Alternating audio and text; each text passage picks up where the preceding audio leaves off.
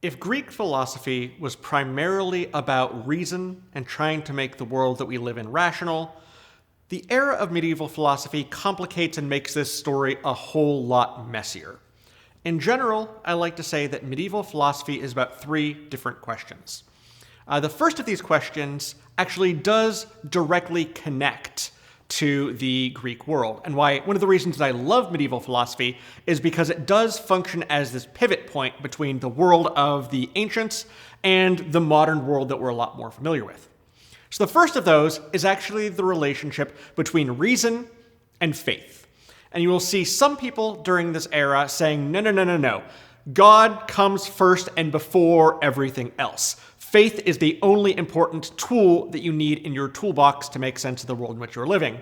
Whereas others will try to cozy up a little bit closer to the Greeks, saying that reason still is a necessary and appropriate tool, but oftentimes it is a reason that is guided by our faith.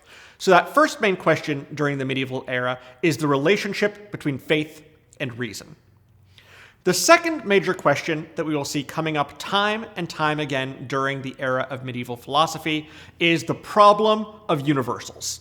How is it that a creature that is so small on a cosmic scale as any human is able to make sense of these abstract, gigantic, universal concepts or universal problems?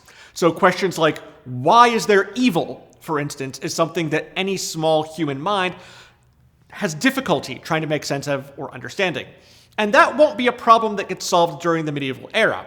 If you are a mathematician, for instance, these questions about universals are still things that are messy for contemporary mathematics today. The fact that, for instance, there is the same number of even and odd numbers, but both of them are infinite.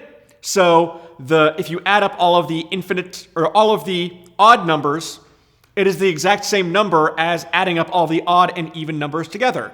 Infinity is really weird for humans, even in our contemporary world. So we see in the medieval era the first time that philosophers are really trying to grapple with how messy those problems of the particular versus the universal really would be. The third problem that we will be seeing a lot of philosophers during this era trying to make sense of is the problem, not maybe the problem, but the relationship between the will and the intellect. I'll just pull the band-aid off very quickly. A lot of this unit is all about Christian theology and the status of God and the relationship of God to philosophy. That's what a lot of this is about. So when we say that you have a free will, for instance, in what way does your intellectual capacity to use your will as you are freely choosing meaningfully interact with the will of God, for instance? What can or can't God do? Those are the sorts of things, especially as we get near the end of this unit, we'll see that being one of the guiding questions during that aspect of the philosophy. I'll also note, and the last thing that I want to say at the introduction to this, is that this era of philosophy spans about 1,000 years. We're going to be covering about 1,000 years in one unit.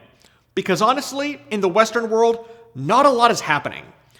During this era, we are going through the fall of Rome, the Dark Ages, and the medieval era, and we'll be ending this era with the Black Death Plague.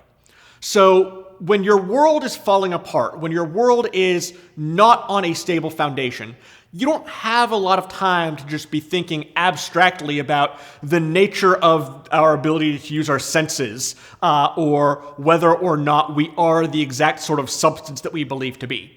You look to foundations, and in that medieval era, that foundation is the church. So it should not be surprising that that will be the focal point for the bulk of our conversations during this unit.